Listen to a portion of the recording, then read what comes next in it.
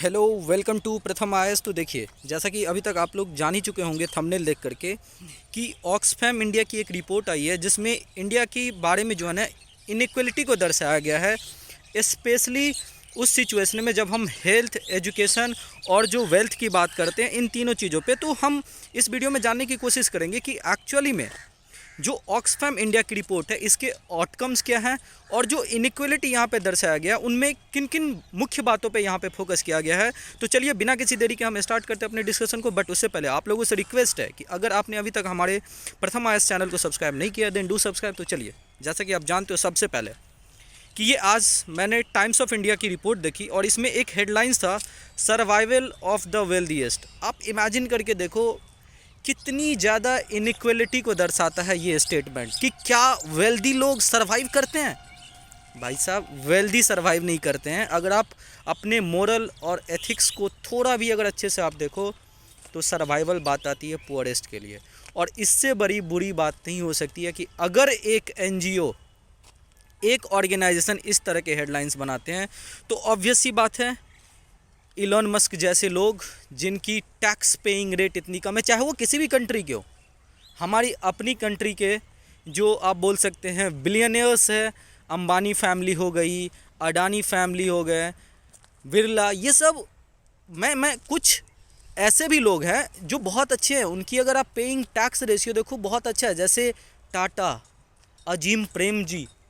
But और भी जो वेल्दीएस्ट लोग हैं इन लोगों को ज़रूर ध्यान देनी चाहिए इस चीज़ों पे, क्योंकि जो हाल ही में पैंडेमिक के बाद से जो इस रिपोर्ट में इनपुट दिया गया है, जो सारा भी सर्वे किया वो पैंडेमिक के बाद से है। देखिए, मैं इस कंसर्न पे नहीं जाने वाला हूँ कि ये एक पार्टीशन टाइप का रिपोर्ट है या नहीं है। आप लोग अपने अपना विचार यहाँ पे साझा कर जरूर कर सकते हैं कि ऑक्सफैम किस तरीके से रिपोर्ट को जो है ना परसीव करता है किसी कंट्री के अगेंस्ट। ये सारी कॉन्फ्लिक्ट जुड़ी रहती है, इनके भी क्रिटिसिज्म हुए हैं। बट मैं अपने इंडिया की बात करता हूँ। तो जैसा कि आप यहाँ पे देख रहे हैं कि इस रिपोर्ट में बताया गया है कि जो हमारे देश के 1% टॉप अमीर है वो लगभग हमारे देश के 40% जो वेल्थ है उसको यहाँ पे सिक्योर करते हैं, जबकि 3% जो हमारी वेल्थ है वो हमारे कंट्री के हाफ पॉपुलेशन यहाँ पे क्या करते हैं।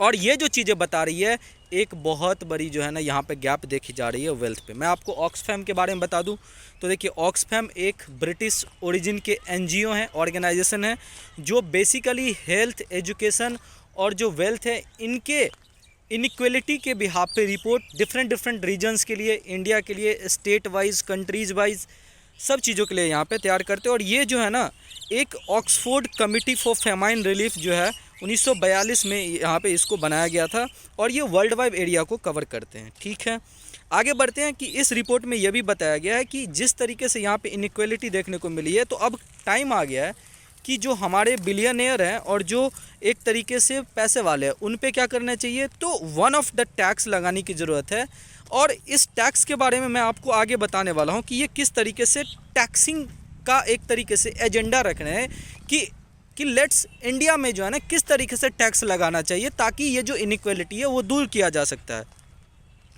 आप अपना अपना राय विचार जरूर रख सकते हैं, यहाँ पे बीच बीच में रखते रहिए। और अगर अभी तक आपने हमारे चैनल को सब्सक्राइब नहीं किया देन प्लीज़ डू सब्सक्राइब। तो देखिए, इनके हिसाब से बोला जा रहा है कि 2020 में जो है ना बिलियनियर हुआ करता था 102 और सिंस पता है आपको कि 2020 में आउटकम हो गया था कोरोना महाराज का और कोरोना के कारण दुनिया की सारी तकलीफ़ें चली गई थी, सारे लोगों के जो इनकम वो डाउन हो गया था। लेकिन भारत में क्या हुआ, भारत में हुआ